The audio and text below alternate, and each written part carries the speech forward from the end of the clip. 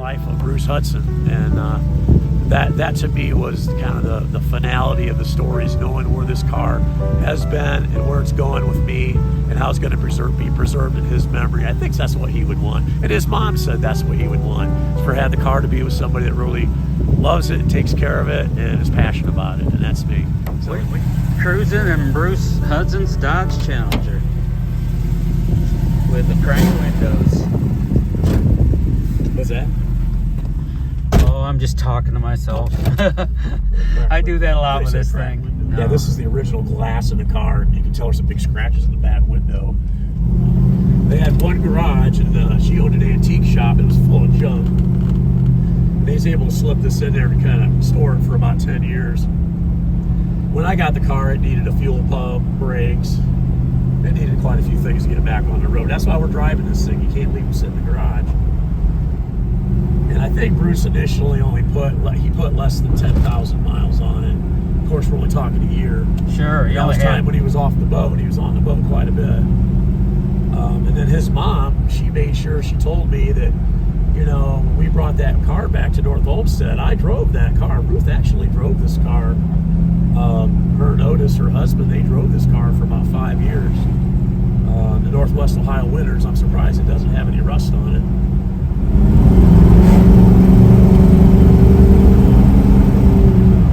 Still goes, doesn't it? Yeah, so it's really not a muscle car. And the fact it's got a small block motor in it, but it's got the sound and the look, and that's okay. It's great gas mileage. Does it? Oh yeah, it's got a big 276 rear end, real big. They call it a cog, a gear in the back. So it's got highway gears in it. It's got a good cam in it. They in the early 70s, mid 70s, they still had good gas back then. What are these? Oh, vents. Air vents. Air vents. Okay. Everyth's manual. Well, it's got a cowl air system. My old Duster has doors you open up. There's a big box that blows air.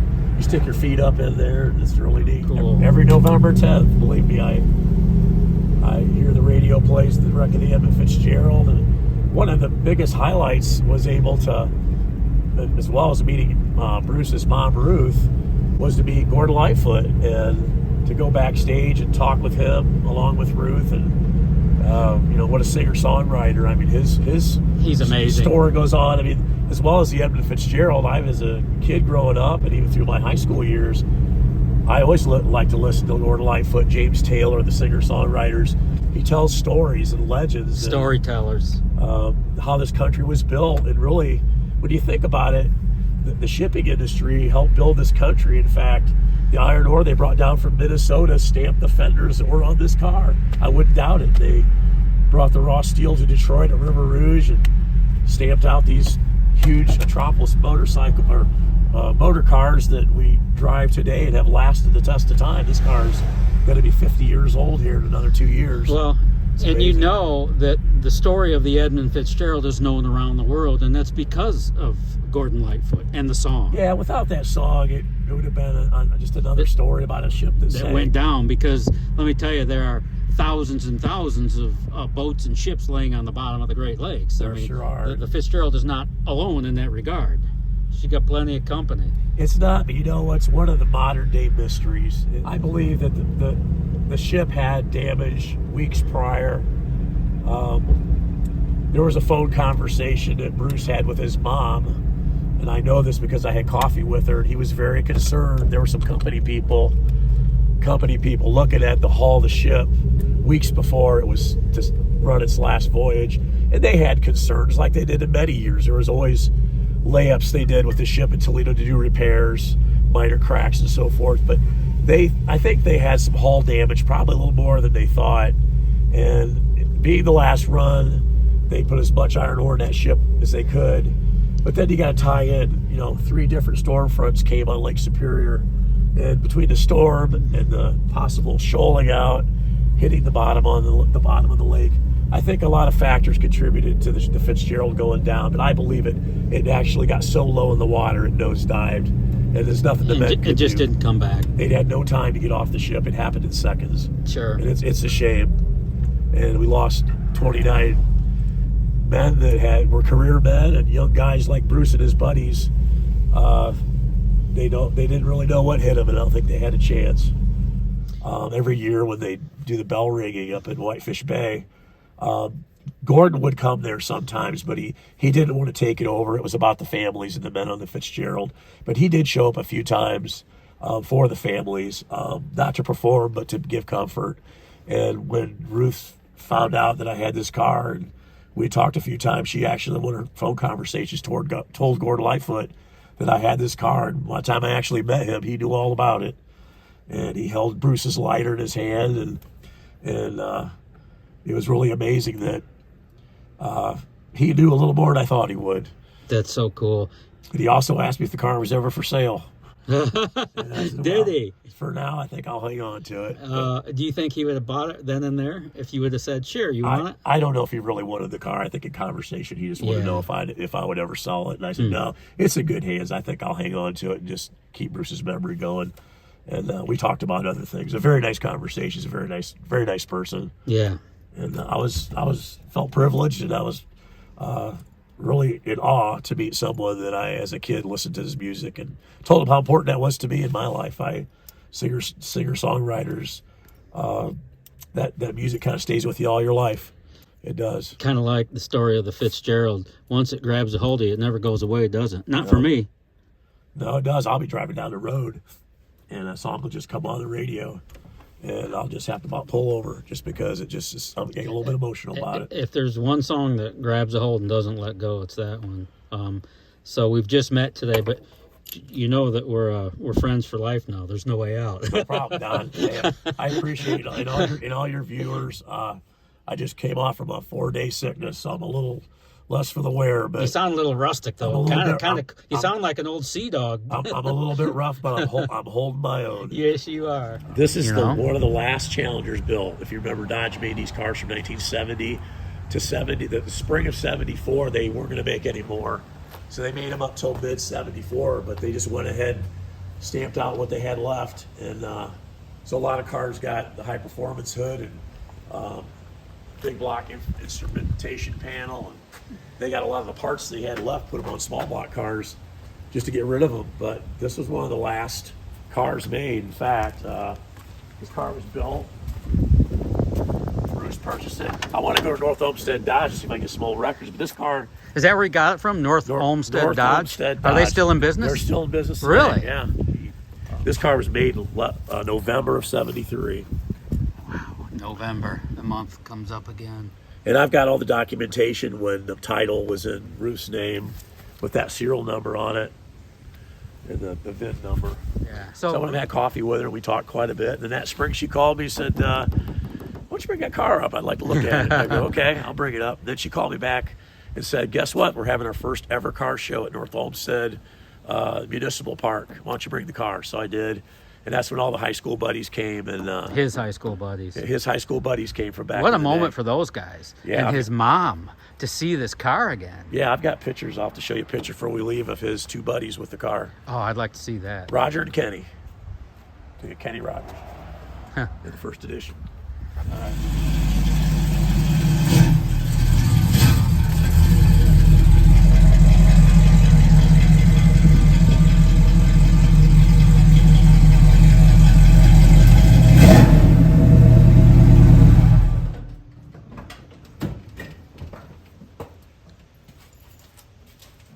He was working at the Ashland, and they offered him a position, came up as a deckhand on the Fitzgerald. And he said, that sounds great. He became a ship's keeper over the winter of 74, I believe. On the Fitzgerald? On the Fitzgerald. Probably in Toledo, because it laid up in the winter in Toledo. It tells all about it. That Okay. whole Okay. thing. He was You're talking about the Gales of November book? Yeah, he was a ship's keeper. And then, of course, he's a deckhand, and he was able to decorate his quarters up with a TV set and stereo and everything. His mom kind of chuckled that he made his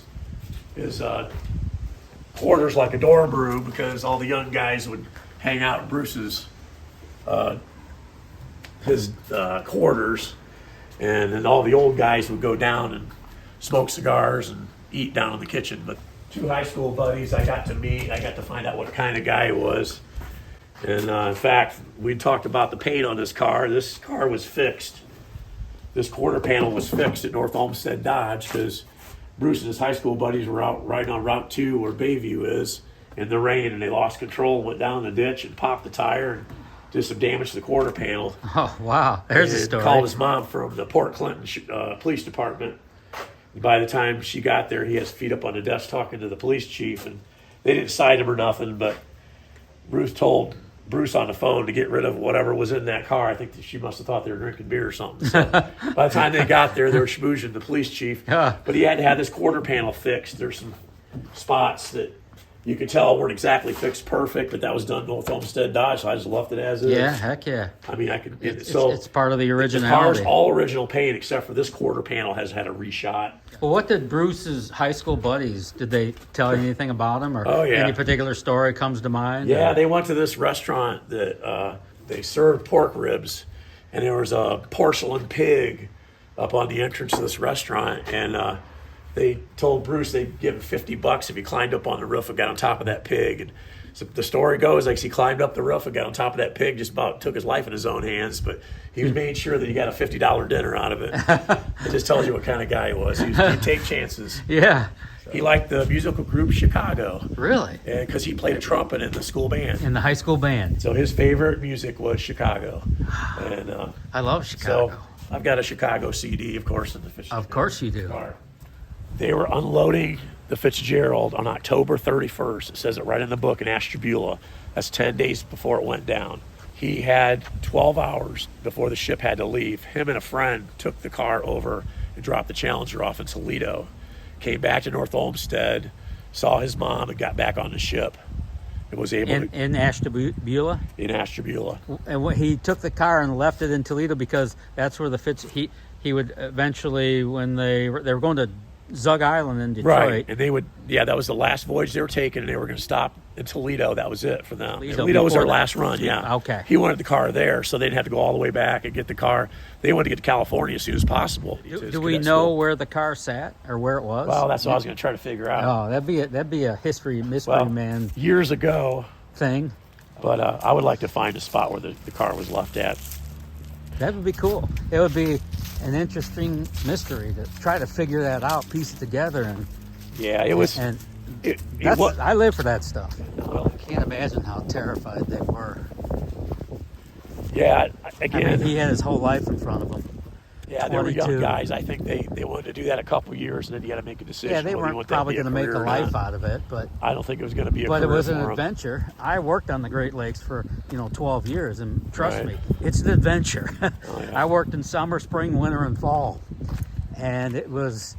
I'm glad it's over, but I'm glad I did it. One of those things. Back in 2012. Ruth Hudson, that's her writing? Yeah. Merry Christmas. God bless, Ruth Hudson. This Center to Walk sign was from Burlington Northern Dock 1, where the Edmund Fitzgerald took on its last load of iron ore pellets.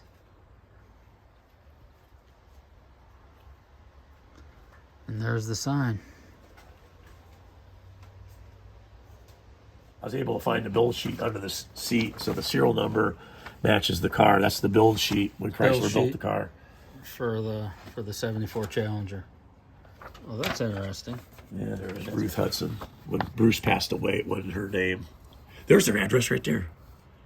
So one of the conversations that he had with his mom was that, Mom, I'm a little worried. There's guys down looking at the Hall Company guys, and it's got me worried. And they were definitely inspecting the hall down below, because enough to where they brought company men in to look at any damage they had. So they knew they had some damage on the hull, and they sailed anyway. But it did worry some of the crewmen. They knew that there were going to have to be some repairs, but probably worse than they thought. Could have led to some other kind of structural failure, but I think they had to make a decision whether to sail or not. And being the last load of the year, I think they kind of went for it. Took on a load of iron ore anyway, and that's all she wrote. But that didn't make it into the Coast Guard hearings at all. It was something personal there. Of course, you got a lot of company guys in the Coast Guard hearings that were getting ready to retire, so they couldn't really say the ships were at fault. And the load lines were at fault. That was in their garage. I took a picture of it. Bruce made that in high school, that love plus peace equals God. This was a prototype. I made this for her, a better copy of this to put, and I gave it to her framed, and she put this on her desk. When I went into her house and walked around, there was pictures of sunsets and sunrises all over the house, and those were pictures that Bruce took on the Fitzgerald. Really? He sent her copies of. I wonder who's got those photos now. Well, probably his daughter. Yeah. I would guess. Wow. Those would be interesting photos to look at. I saw one. It was you really saw neat. Them? Yeah. Well, I started looking at it like, what's that? It was a really cool looking sunset. Isn't that where you discovered that they had grandkids? You were looking at refrigerators, the refrigerator, and there was pictures up on that. Well, whose kids are those? And wow. Well, they're Bruce's grandkids. What? Yeah, in April of '76, there was a knock on her door, and there was a lady standing there and said, "Your son's baby in my belly." So she didn't know what to think of that. She believed her.